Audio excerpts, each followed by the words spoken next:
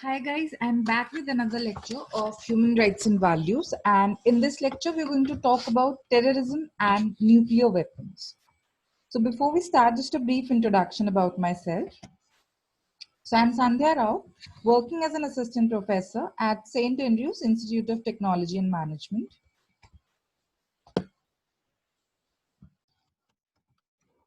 And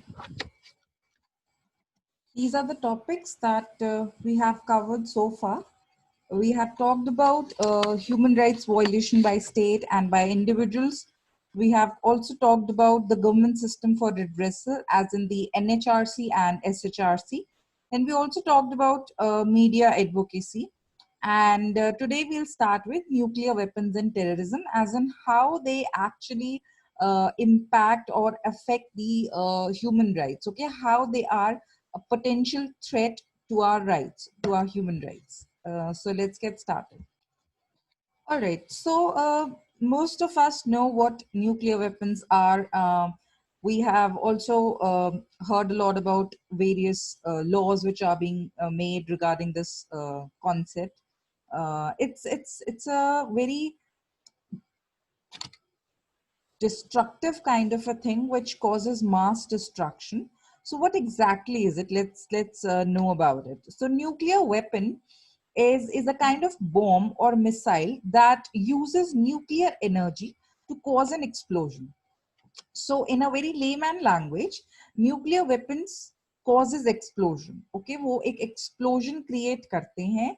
How? They do it with the help of nuclear energy. Nuclear energy या atomic energy की help से when we causes an explosion, then that is nuclear explosion. Okay, so आप इसको bomb के help से या missile की help से करते हैं. तो ये बॉम्ब या मिसाइल आपके न्यूक्लियर वेपन्स बन जाते हैं जिनकी हेल्प से you cause an explosion, okay, which causes mass destruction. So nuclear weapons are devices which are being designed to release energy in an explosive manner as a result of nuclear fission, nuclear fusion, or a combination of the two processes. अब आप जो ये nuclear weapons जो ये use कर रहे हैं bomb या मिसाइल, इनको आपने इस तरीके से डिजाइन किया है which will result into a energy, जो एक एनर्जी रिलीज करेंगे जो कि बहुत ही ज्यादा एक्सप्लोसिव होगी in nature and which will cause mass destruction. अब ये जो एनर्जी जो ये न्यूक्लियर एनर्जी रिलीज हो रही है ये कैसे रिलीज करी जाती है? दो प्रोसेस होते हैं. either it results with the either it results because of nuclear fission और न्यूक्लियर फ्यूजन या फिर दोनों का कॉम्बिनेशन. ओके, तो ये तीन चीजें हैं जिनकी वजह से आपका न्यूक्लियर डिस्ट्रक्शन या न्यूक्लियर एनर्जी जो है वो रिलीज होती है with the help of nuclear weapons. So nuclear weapons produces enormous explosive energy, which I have already told you that they produce a lot of explosive energy. वो जो energy release होती है वो बहुत ही ज़्यादा explosive होती है nature में, वो बहुत ज़्यादा destruction cause कर सकती है. And if you exactly want to know how much destruction can it cause, तो हम उसको TNT के weight से उसको हम compare करते हैं. उनके इक्विवेलेंट्स में हम उसको मेजर करते हैं कि कितना हम उसको कितनी डिस्ट्रक्शन जो है वो कॉज हुई है. अगर हमें एक यूनिट चाहिए मेजर करने के लिए तो वो हम टीएनटी के वेट से उसको मेजर करते हैं. तो it can cause a destruction of 1000 tons. इसको हम किलो टन्स में कैटेगरी में डालते हैं. And also it can cause a destruction of 10 lakh tons. Okay, 10 lakh tons या उसको हम मेगा टन भी बोल सकते हैं. तो किलो टन्स की कैटेगरी में आएगा जब वो 1000 टन्स तक होगा. And if it's in the range of 10 lakhs and उसको हम मेगा टन की कैटेगरी में डाल देते हैं. तो इतना जो है डिस्ट्रक्शन कॉज कर सकते हैं nuclear weapons. And obviously it causes severe fatalities and इसके लॉन्ग टर्म कॉन्सिक्वेंसेज भी होते हैं. ऐसा नहीं है शॉर्ट टर्म कॉन्सिक्वेंसेज हैं सिर्फ और सिर्फ, इसके लॉन्ग टर्म कॉन्सिक्वेंसेज भी होते हैं, which means that the after effects of these kinds of nuclear weapons can be felt over a period of time, over a number of years. ठीक है. फॉर एग्जाम्पल जो आपके हिस्ट्री में अगर हम देखें तो न्यूक्लियर वेपन्स को वॉर टाइम में सिर्फ 2 ही बार यूज किया गया है. in the case of Hiroshima and Nagasaki. उसके अलावा more than 2000 times जो है आपके न्यूक्लियर टेस्ट्स कंडक्टेड किए गए हैं टिल डेट.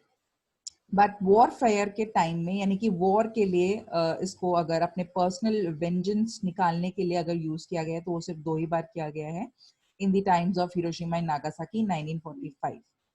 एंड उसके अलावा अभी तक टोटल 2000 से भी ज्यादा न्यूक्लियर टेस्ट किए गए हैं. Now, if I talk about Hiroshima and Nagasaki destruction, then scientists have studied the survivors of Hiroshima and Nagasaki bombing to understand the short-term and long-term effects of nuclear explosions on human health. So they have found that जो उनके resulting health conditions हैं, वो उनको nausea की problem रहती है. They can also they have this problem of vomiting, diarrhea, cataracts. उनकी eyesight problem रहती है, vision problem रहती है, hair loss of blood cells, and there are other health conditions also which can lead to leukemia, cancer, infertility, and birth defects. And the people of Hiroshima and Nagasaki have been suffering from these problems since the nuclear testing was being done, or the nuclear war was done. And scientists have also said that the after effects of this nuclear weapon, or this nuclear testing, or this nuclear war will continue for a number of years, even after today. Even after so many years, the effects are going to be continued. So as I've told you that if we want to measure or if we want to quantify the destruction of nuclear weapons, then we can use the term TNT equivalents. Okay, kiloton या megaton में हम उसको measure करते हैं. तो so far we all know that Hiroshima and Nagasaki have suffered a lot of fatalities, and severe fatalities were there. But अगर मैं उसको comparison करके दिखाऊं, then that was the least destruction caused by the nuclear weapon. वो सिर्फ 15 kilo turns का destruction उसने cause किया था TNT इक्विवेलेंस में, अगर हम उसको मेजर करें.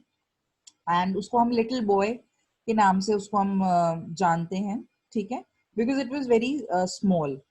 देन नागासाकी में जो हुआ, that was of 22 kilo tons, जिसको हम फैट मैन बोलते हैं. देन ट्रिडेंट में जो हुआ, उसकी डिस्ट्रक्शन जो है 455 किलो टन्स तक की है. एंड जो SS है वो 800 किलो टन्स की है. तो इनकी जो डिस्ट्रक्शन है वो और भी ज्यादा है, जो अभी तक टेस्ट मतलब उनको हमने वॉर के लिए यूज नहीं किया है. But we have these missiles, we have these nuclear bombs, we have these nuclear weapons which can cause severe destruction, severe fatalities. अगर हम उसको कंपैरिजन में देखें नागासाकी और हिरोशिमा से, तो हिरोशिमा और नागासाकी में जो डिस्ट्रक्शन हुई है वो कुछ भी नहीं है इनके कंपैरिजन में. So in 1945 these two warfare nuclear testings were being done, या nuclear war जो हुई थी वो बहुत ही कम है. If you could see 15 kiloton is nothing in comparison to 800 kilotons. तो ये बहुत ही small portion है, बट इसका भी जो डिस्ट्रक्शन था वो कितना ज्यादा था.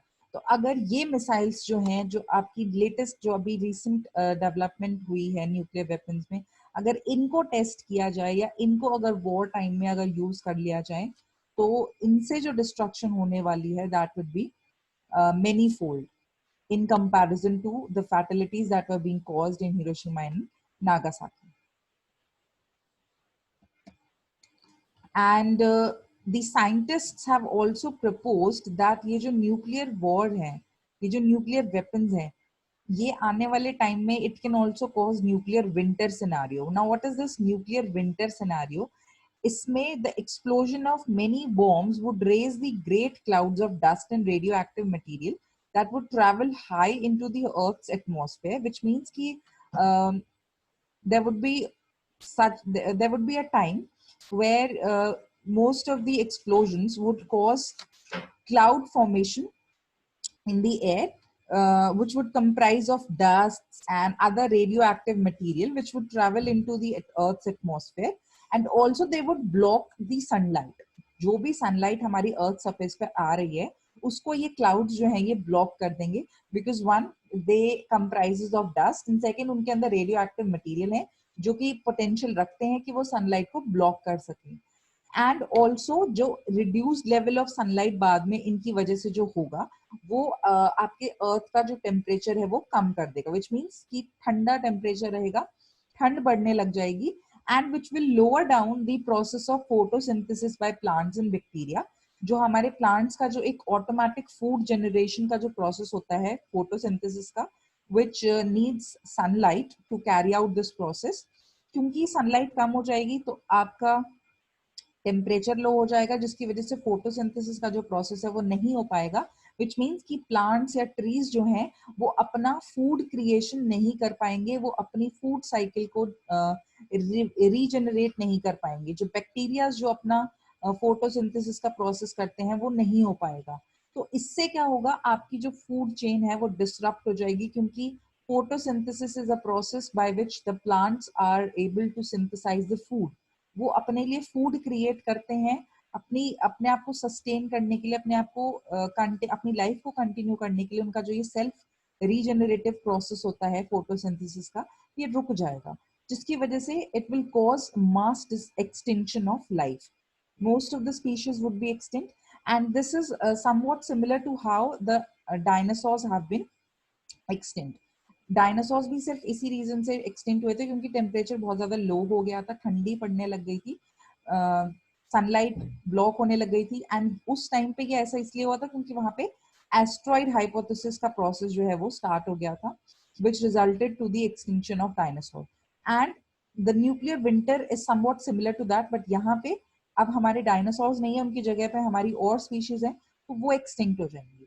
So this was proposed by the scientists in 1980s, and जैसे जैसे हमारी न्यूक्लियर वेपन्स टेस्टिंग जो है वो बढ़ती जाएंगी, अगर उन पे कंट्रोल नहीं लगाया जाएगा, then this would come true, this situation would come true.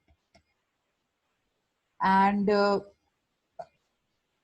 countries have realized that ये एक potential threat है हमारे वर्ल्ड के लिए, हमारी ह्यूमन लाइफ के लिए, so they have realized it and they have also initiated several moves. उन्होंने काफी ट्रीटीज फॉर्म करी हैं, काफी लॉज फॉर्म करे हैं, दूसरी कंट्रीज के साथ पैक्ट्स फॉर्म करे हैं, so as to control the nuclear testing and nuclear war. A number of multilateral treaties have since been established with the aim of preventing nuclear proliferation and testing. उसको रोकने के लिए, उसको कम करने के लिए, उसको रोकने के लिए काफी सारी मल्टीलेटरल ट्रीटीज जो हैं वो फॉर्म करी गई हैं. Also ये कहा गया है that obviously it is not possible to totally control the formation or proliferation of nuclear weapons. तो हमने सिर्फ ये कहा गया है कि इसको पीसफुल मैनर में करा जाए. न्यूक्लियर टेस्टिंग अगर आप कर रहे हैं तो वो इस तरीके से करें कि मास डिस्ट्रक्शन ना हो, एंड स्ट्रिक्टली उसको वॉरफेयर टाइम के लिए यूज ना किया जाए. And if I talk about some of the treaties, then we have NPT, which is non-proliferation of nuclear weapons. Then we have another treaty which bans the nuclear weapon testing in atmosphere. Atmosphere में कोई भी nuclear weapon testing ना करी जाए, इसके लिए भी हमने treaties form करी हैं.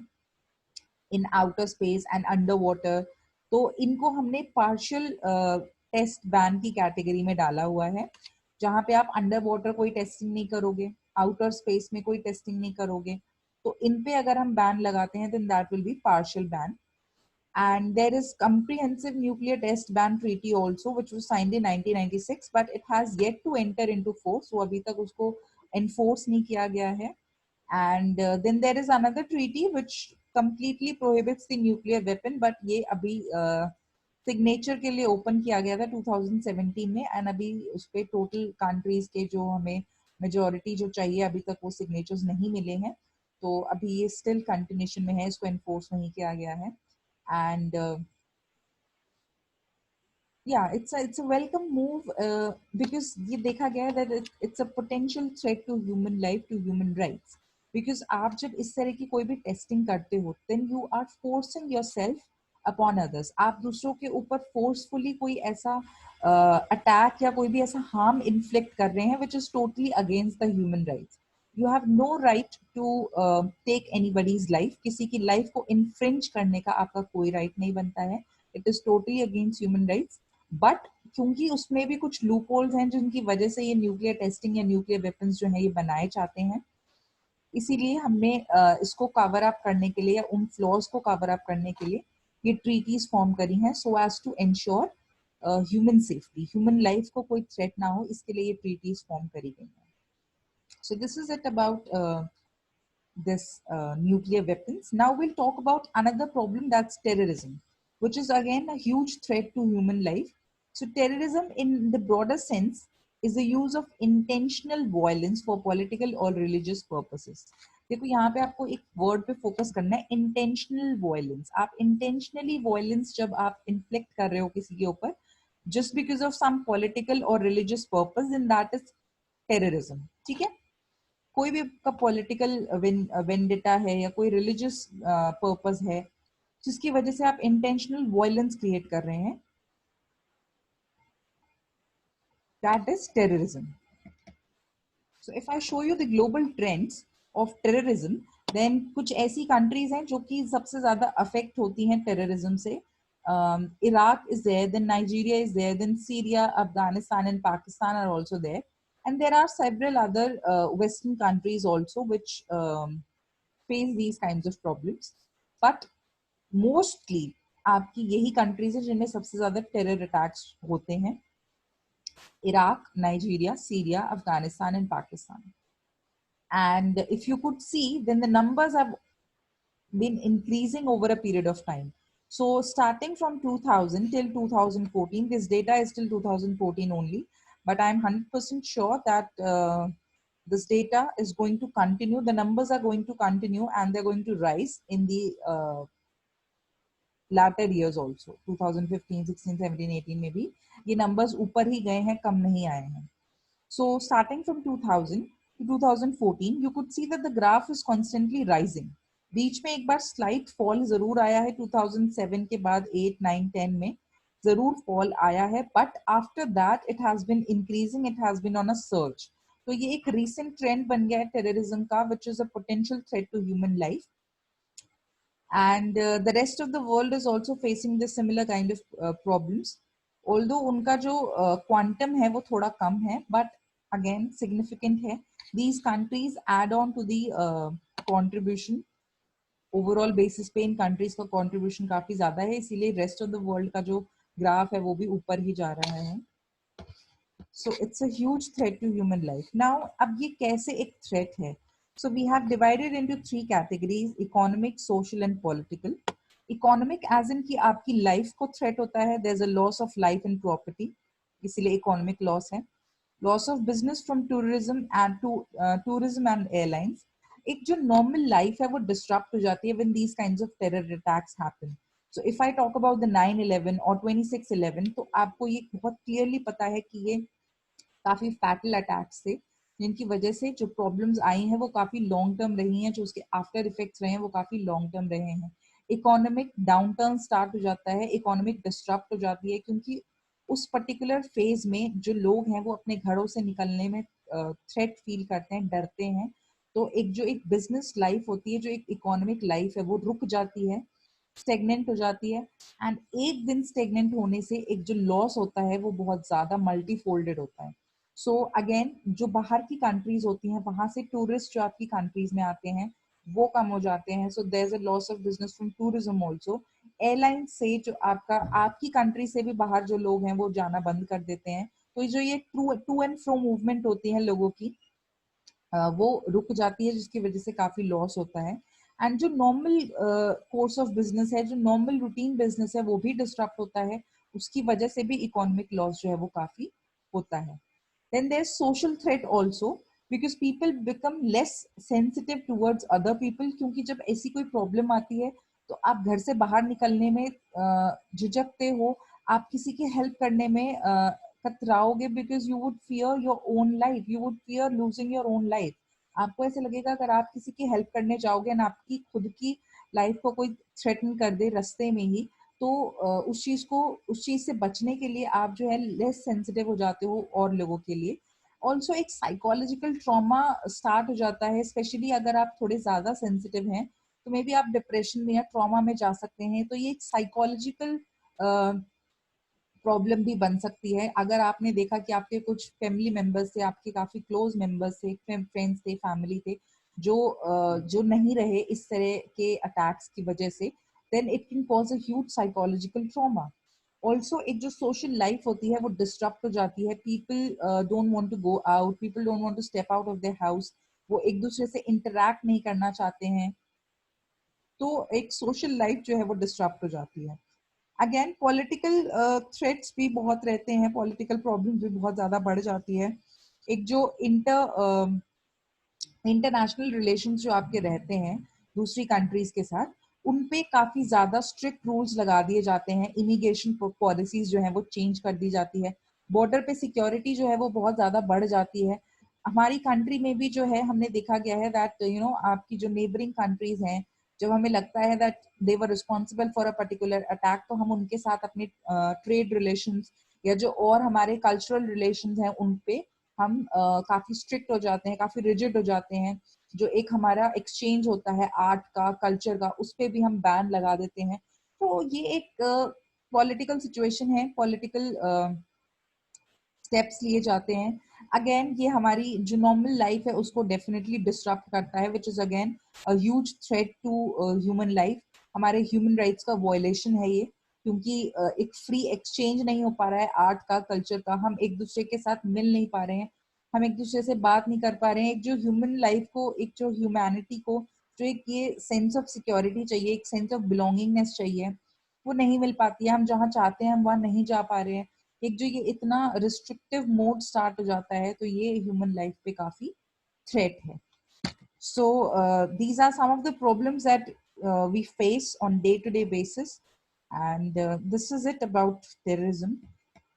So these are the two questions that you're going to do. So what are the effects of nuclear weapons, and describe terrorism in Indian context? Indian context as in कि आपने India में कैसे कैसे terrorist attacks जो हैं वो देखे हैं, टेरर अटैक्स देखे हैं। 26/11 is one example of that. And so yeah, you have to talk about that. So this is it about today's lecture. Hope you have understood it well. If you have any query, you can ask me, and we will discuss it in the next lecture. So thank you guys.